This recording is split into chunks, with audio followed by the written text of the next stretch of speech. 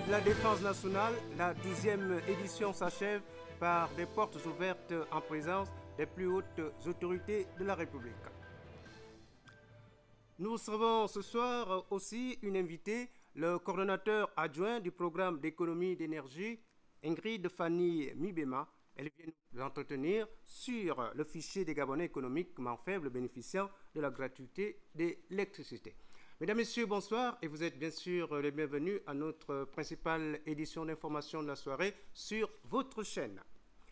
Les manifestations marquant la 12e édition de la Journée de la Défense ont pris fin aujourd'hui à Libreville en présence du chef suprême des forces de défense et de sécurité Ali Bongo Ondimba. Reportage Marie-Jo Moussavou et Chrislin Maïna. 12e édition des Journées de la Défense. La base aérienne 01 de Libreville a constitué le lieu des manifestations finales de cet événement. Plusieurs temps forts ont marqué cette cérémonie grandeur nature. Des honneurs militaires rendus au chef suprême des forces de défense et de sécurité. Son Excellence Ali Bongo Ondimba a élevé au grade de grand officier de l'Ordre de la Panthère Noire le ministre de la Défense nationale Pacome Rufin Anzunga et à celui d'officier de l'Ordre de la Panthère Noire Yves Fernand Manfumbi. À quel niveau d'opérationnalité situez-vous les forces armées gabonaises? C'est surtout un jour qui est destiné à permettre au public gabonais de se familiariser avec le métier des armes et tout ce qui se fait et les possibilités que les jeunes gabonaises et les gabonaises peuvent avoir au sein de nos différents corps. Donc les consignes que nous avons données au corps depuis un certain nombre d'années, c'est de s'ouvrir, de communiquer et de pouvoir montrer que nous, au sein donc, des forces de défense, nous participons aussi au développement de notre pays en offrant des possibilités de carrière, donc différents emplois.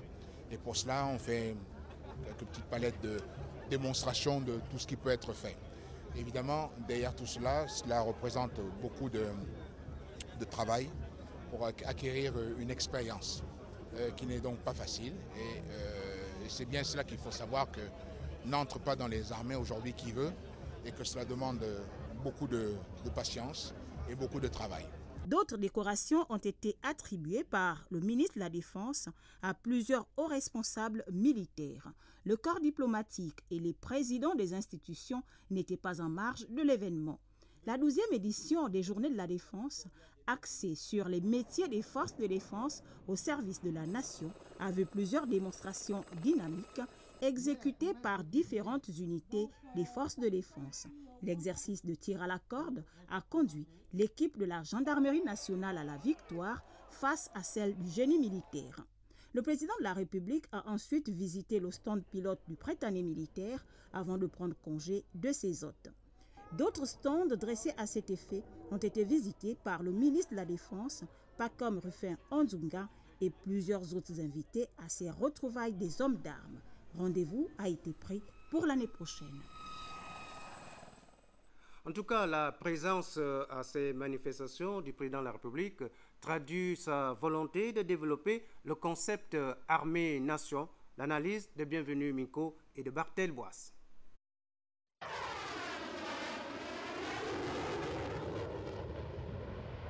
Douzième édition des Journées de la Défense et pour la 12e fois consécutive, le président Ali Bongo Ondimba marque de sa présence cet événement militaire.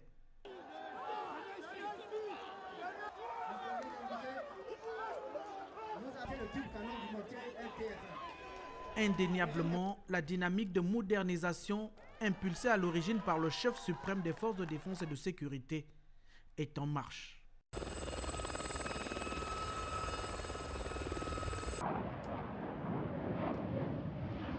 Aujourd'hui, à travers les stands et les démonstrations dynamiques, le chef de l'État réalise certainement mieux la portée de cette ambition. C'est un processus qui ne s'arrête pas. Même dans les armées les plus développées, vous voyez que la question donc, des manœuvres est toujours présente. Aucune armée au monde ne peut vivre sans manœuvre. C'est-à-dire autant répéter les gestes, répéter tout ce qui a été appris, pour que le savoir ne reste pas simplement académique et simplement hypothétique. Très bien les amis, nous disons et nous faisons. Très Eh bien, un bravo. Le bravo, on applaudit. L'école est super. Nous essayons. Oui, madame. Au service de la nation, les forces de défense demeurent des partenaires sûrs. L'armée gabonaise, qui se veut davantage une armée de métier, intègre véritablement la relation armée-nation. Un concept cher au numéro 1 de la République, soucieux de la formation de la future élite militaire. Il faut donc aller sur le terrain, répéter jusqu'à ce que les choses rentrent, que ce soit des réflexes. Donc c'est ce que nous essayons aussi de faire. Maintenant, il est vrai qu'à ce niveau-là, nous allons devoir faire un effort pour intensifier le rythme des manœuvres, pour que toutes nos troupes aient un niveau d'opérationnalité qui soit beaucoup plus satisfaisant. À ce niveau-là, je peux dire que peut mieux faire et devra mieux faire. Pour la défense du territoire national, l'armée gabonaise peut et devra certainement mieux faire. Elle dispose d'atouts et d'outils nécessaires à la concrétisation de ses objectifs. À l'image de cette démonstration futuriste dont le Prytanée militaire de Libreville seul a le secret, l'armée gabonaise amorce sereinement sa progression vers le futur. Toujours pour ce journal ce soir, nous recevrons spécialement encore ce soir le conseiller spécial du président de la République, porte-parole de la présidence, M. Alain-Claude Billet-Bizeux. En attendant, nous poursuivons avec le dossier judiciaire de ce journal. 25 affaires ont été reçues par les tribunaux de Tchibanga, Mouila et Port-Gentil à l'ouverture de la session criminelle dans la capitale économique du Gabon. Le récit de Serge Yakelemindo. Le palais de justice de la capitale économique sert de cadre depuis lundi dernier à la session criminelle. Pendant une semaine, les magistrats de la Cour d'appel judiciaire de la capitale économique et les jurés choisis parmi les populations de la cité vont plancher sur 25 affaires, dont des assassinats, association de malfaiteurs, vol aggravé, viol sur mineurs de moins de 15 ans. Les premiers à ouvrir le bal pour cette session, le couple Bouka, qui a écopé d'une prison à perpétuité. Comme le précise ici le premier président de la Cour d'appel judiciaire de la capitale économique, Auguste Alela. Attendu qu'il résulte de l'information et des débats preuves suffisantes contre Bouka Antoine et Ligombe Emilie d'avoir à Massima par Mimoun le 10 août 2010 en tout cas de Kimolibison, volontairement commis un meurtre sur la personne de Mougéni Madeleine. Avec cette circonstance que le dit meurtre a été commis avec préméditation, attendu qu'il n'existe dans la cause aucune circonstance atténuante. Par ces motifs, statuant publiquement contradictoirement la majorité des voix en matière criminelle et en dernier ressort, déclare pour Antoine Nigombe Emilienne coupable d'assassinat. En répression, les condamne à la réclusion criminelle à perpétuité. C'est donc une salle d'audience du tribunal de Port-Gentil qui accueille beaucoup de monde depuis le début de la semaine. Une présence massive qui s'explique par le fait que plusieurs abus et dérives sont devenus monnaie courante au point où les sentences infligées aux uns et aux autres pourront faire école. Volet économique maintenant, le fonctionnement des petites et moyennes entreprises et la mise en place d'un observatoire national des PME ont été évoqués cette semaine lors d'une rencontre entre le ministre des PME et les opérateurs économiques de notre pays. Le point avec Cabrel Guilain Lemami et Gérard Mindo. Ces rencontres entre le ministre de PME et les opérateurs économiques ont pour objectif de mettre en place un observatoire économique qui permettra un dialogue entre les PME et le ministre de tutelle.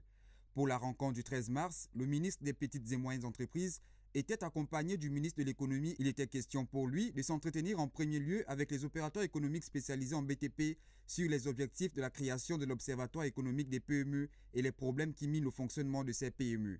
Nous pensons que cet observatoire est un outil qui permettra désormais d'examiner en profondeur et par secteur les problèmes des PME en vue d'y apporter des solutions appropriées après concertation avec tous les acteurs concernés. Il s'agira donc d'un dialogue permanent entre les PME et le ministère de tutelle et plus généralement entre les opérateurs économiques et les membres du gouvernement sur les questions relatives au développement des PME. Comme vous le savez, on ne peut bâtir une politique de réforme ni entreprendre des actions significatives et cohérentes sans l'implication des premiers acteurs concernés, que sont les PME elles-mêmes. L'ambitieux programme du chef de l'État met la petite et moyenne entreprise au cœur du projet économique du Gabon, une initiative louable. Il faut le dire, les PME sont incontournables mondialement en matière de développement.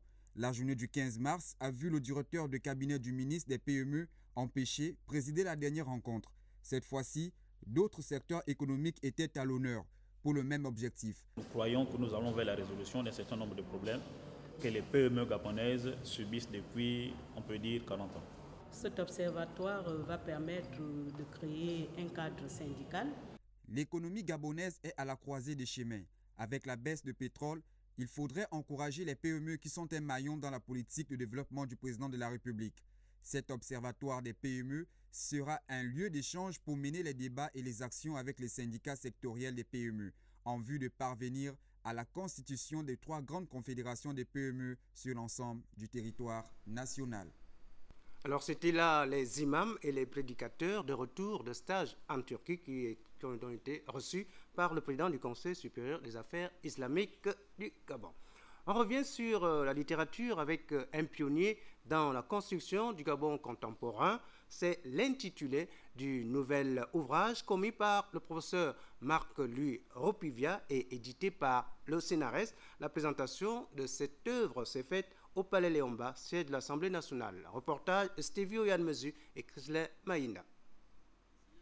Cet ouvrage de 178 pages, intitulé « Un pionnier dans la construction du Gabon », retrace entre autres la naissance, la généalogie, l'amorce de la carrière politique nationale, le combat parlementaire pour la défense des idéaux démocratiques et des intérêts du Gabon, de celui qui, écrivain de formation, fut le premier président de l'Assemblée nationale du Gabon.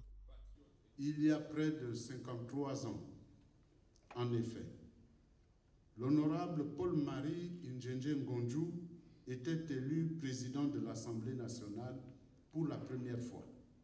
Une carrière parlementaire aussi riche et emblématique, doublée d'une forte expérience à la tête de nombreuses institutions de la République.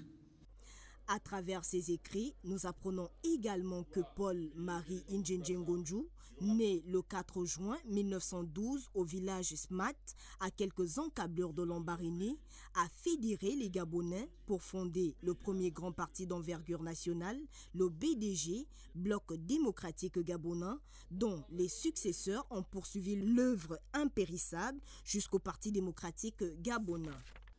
La question de la prééminence du régime constitutionnel et politique à donner au nouvel État va constituer à partir de septembre 1960 la pomme de discorde entre Paul-Marie Indjendje Ngonju, président de l'Assemblée nationale, et Léon Mba, chef du gouvernement puis président de la République, partisan du régime présidentialiste, tous deux pourtant membres du PDG. Cette parution immortalise donc l'œuvre politique de ce grand homme d'État, décédé le 1er juillet 1990.